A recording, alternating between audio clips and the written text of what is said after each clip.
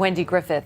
Two anti-terrorist raids by U.S. Special Forces in Africa produced mixed results this weekend. In Libya, they captured a suspect in the 1998 Kenya embassy bombing, but a Somalia raid against al-Shabaab for the recent Kenya mall bombing failed. John Waggy has details in tonight's top story. The two raids went down almost at the same time and nearly 3,000 miles apart in al-Qaeda hotbeds in two very different regions of Africa. First, Navy forces from SEAL Team 6 stormed a Somali coastal town south of the capital, Mogadishu.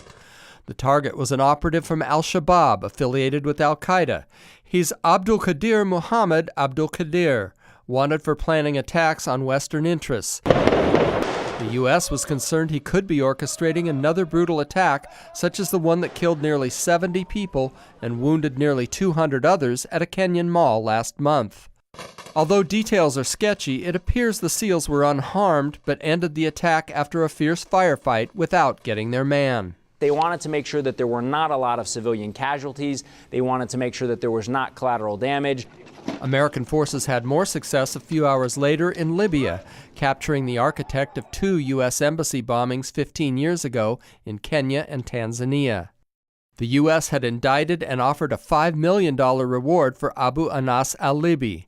On Saturday, the FBI, the CIA, and the Delta Force combined to grab him off the street in Libya. Family members say al-Libi was taken with no shots fired.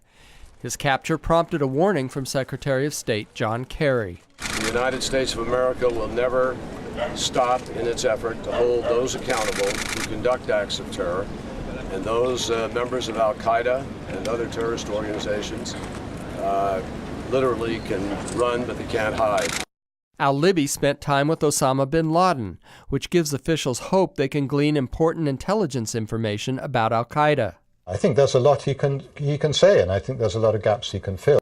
But the mixed results of the U.S. African raids point up the growing dangers posed by al-Qaeda and al-Shabaab throughout the continent, and the military intervention could trigger more attempts by radical Islamists to attack U.S. and Western interests. John Waggy, CBN News. For more on this, we're joined now by Cliff May. He is the president of the Foundation for Defense of Democracies. Cliff, is the Western world in more danger from terrorism than it's ever been? It's a very hard thing to quantify accurately. What we can certainly say is that there are multiple dangers from jihadism, from Islamism, from revolutionary Islam, call it what you will. It's not just from one base in Afghanistan anymore. It is proliferated. Plus, there are the Iranian jihadists and all those that the Iranian jihadist regime in Tehran support. Terrorism and jihadism, which is the ideology, movements, and regimes behind it, this remains the most important national security threat to the United States and really to other free nations. Is the U.S. projecting such a weak image in the world that terrorists are emboldened? Certainly, that can be the case. I would say the two attacks of the weekend in Libya and Somalia are contrary to that. I think that's why those were good things. We were going on the offensive. And too often we don't go on the offensive. We sit back and say, boy, I guess we need some more medical detectors. I guess we need to have some more people take off their shoes and belts. But we don't go on the attack against terrorists, killing them, and probably more importantly, capturing them and interrogating them, because only through that interrogation can you get the intelligence you need to mount a good war against those who have declared war against you.